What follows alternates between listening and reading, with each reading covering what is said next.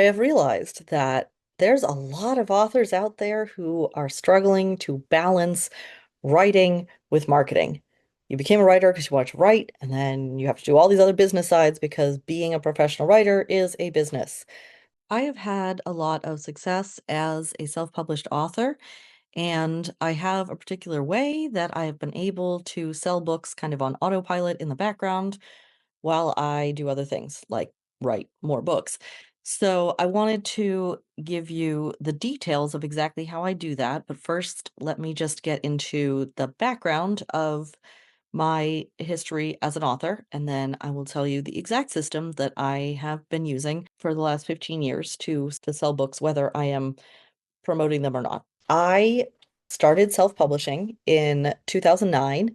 I was querying my first novel for several years, and I kept hearing from traditional publishers that they just didn't know how to find the audience for this book. They didn't know how to market this book. It was kind of weird, still is, but I decided that I would self-publish, and I loved it. Now, in those days, that was a little bit before the ebook Kindle stuff hit, so I used a vanity press to self-publish first, which I knew what I was getting into. I knew it was a vanity press. I just needed it to get printed and to be available for people.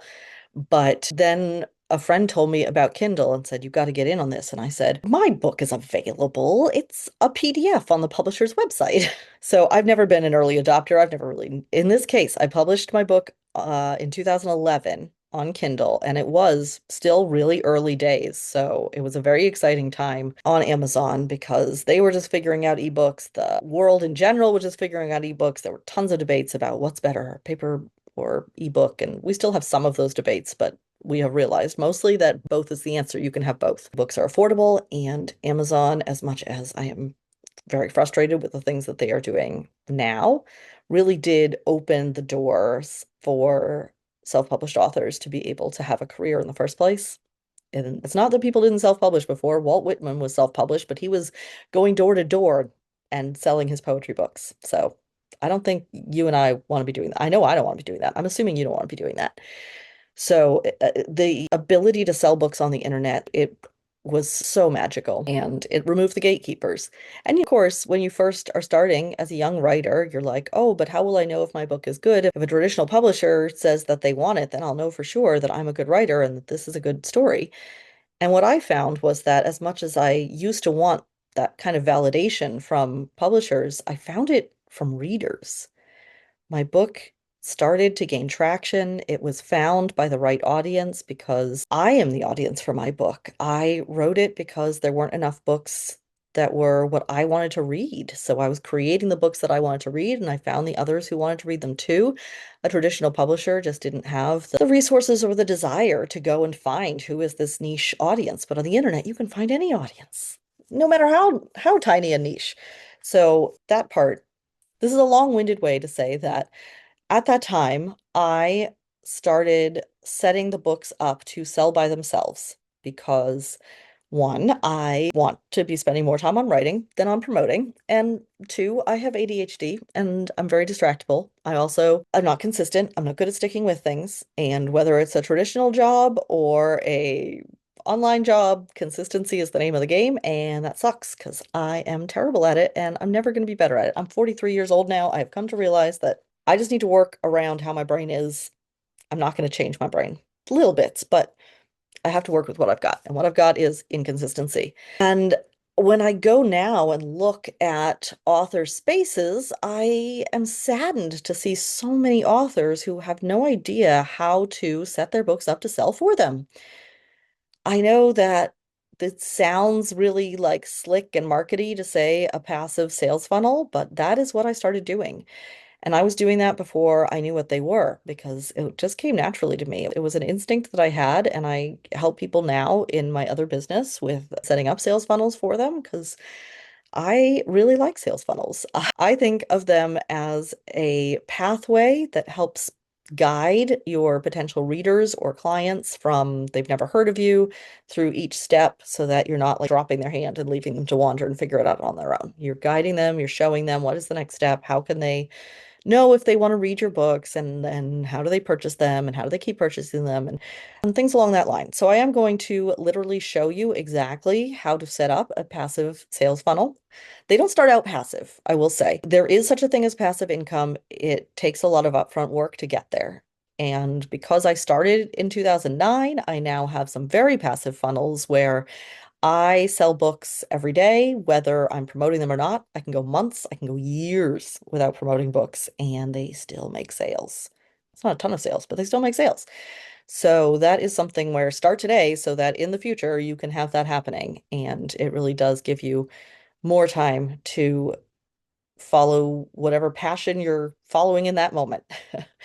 So, like I said, things have come a long way, but I really was setting up these kinds of little systems and machinery on the internet back then, and I've gotten better and better at it to create a way for people to find and buy my books, whether or not I'm on social media shouting about them. So, I can take long breaks from social media, I can take long breaks from active promotion, and it does not change my author income all that much.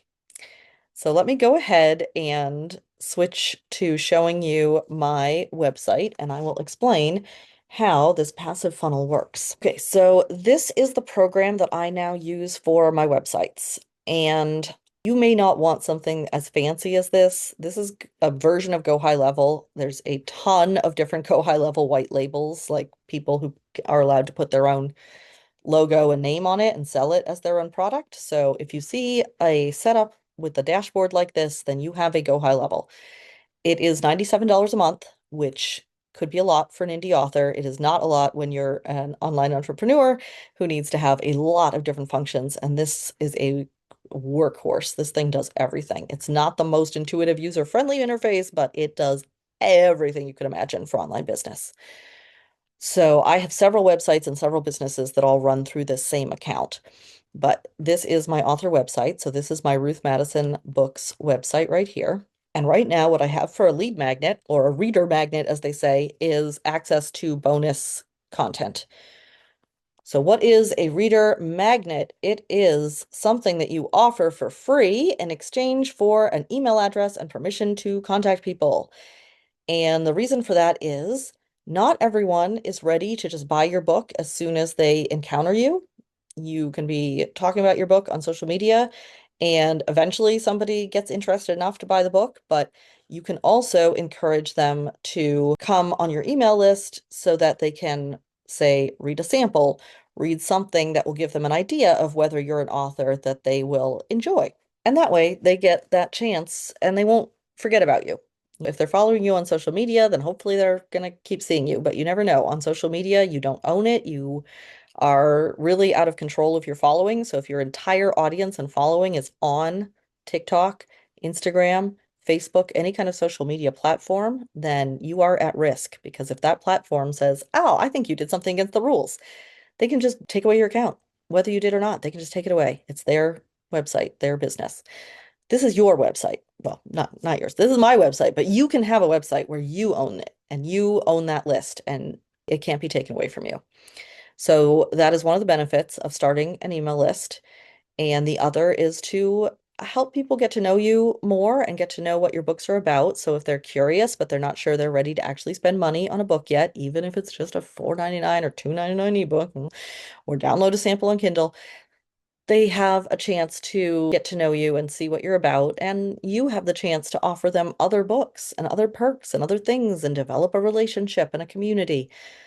So, what most people will use as a reader magnet is a sample story, a short story, maybe some chapters of the book. I might do a lead magnet of the first two chapters of this new book while it's on pre-order. I haven't set that up yet. But what I'm doing right now is bonus stories, scenes, and things like that because I am pretty established and I have a lot of books. Some people have more, but I have a fair number of books. And I also will encourage people towards this at the end of every book because a lot of times people are purchasing on Amazon or another online bookstore, I don't get those email addresses. I don't get to find out who is it that made that purchase. So the book itself is meant to guide people to the email list. So the ends of all the books will say, get a bonus scene for this novel by signing up here.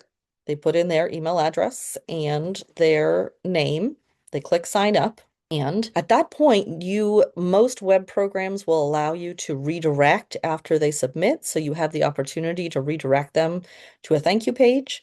What I like to put on the thank you page is other community spaces where they can get to know me. So I don't have Facebook right now. That's a long story. But you can put an invitation to your Facebook group. You can put your YouTube channel. You can put follow me on TikTok, whatever you want to put there.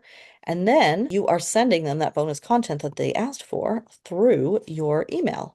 So we can go high level. That's going to be under automation. You create the workflow, you name it so that you don't forget what you're doing, and you say form submitted. Now, this is the same form that they just put in. So let's see. So many forms. Did I put it under bonus content? I did. So that's the same form. You make sure it's the same form that is on that website. When they submit, that is the trigger that launches this email sequence. So first, what I'm going to do is send email. When I do that, here's where I'll attach the reader magnet, what they asked for. And then I'm not going to save it right now, but you can also then have it wait for a certain amount of time, usually a day or two. And then when they finish an automated sequence, then you can tag them with a tag like newsletter so that when you're sending out a blast about a new book that you have, they automatically will get that as well. Now, what I've done here is a little bit different because I want it to be more passive. So what I have is under, what did I name it? Yeah, okay. So there's people, you can see these are people who are in the sequence right now, and I have not posted anything about these books in, I'd have to go back and look, at least 9 months, maybe a year. And there's people that are still finding it, and I'm going to talk about that in just a minute. But this trigger is that bonus content, and then I add the tag newsletter, even though I very rarely send anything out as a newsletter blast. But if I wanted to, then I would know that those are the people who consented to it, who signed up for it. But what I've done is I'm just adding emails. I have a 1 week wait between them. And every time I get inspired or think about something, I just add an email. So this sequence is super long and it's only going to get longer. So these people are getting content from me and warmed up and learning more about me for weeks and weeks, and I don't have to add anything into that. So I refresh them every once in a while because I have new books come out or things like that. But here's about the inspiration for my stories and why I like the subgenre I'm in. And every once in a while, I'll say, if you haven't read this book yet, you could start, or I have this other series or this new thing so that it's sprinkled in there where they can get some of the other books in my backlist. So whatever book they may have started with, or whether they started with no book and they just came to the website, they are offered that as they go through this. And whenever, like I said, when I'm inspired, I'll add another email to it, but it mostly just runs. So that is the setup on my website that makes a funnel. You've got the call to action that says, here's the free thing you can get, and make that really appealing just to your ideal readers, the people that will love the books that you have. Don't make it appealing to everybody. And then you also put that in the back of your books, or you can have multiple lead magnets of different types if you want to. I'm gonna update it here, but I'll still have the bonus content and bonus scenes for the backs of the books.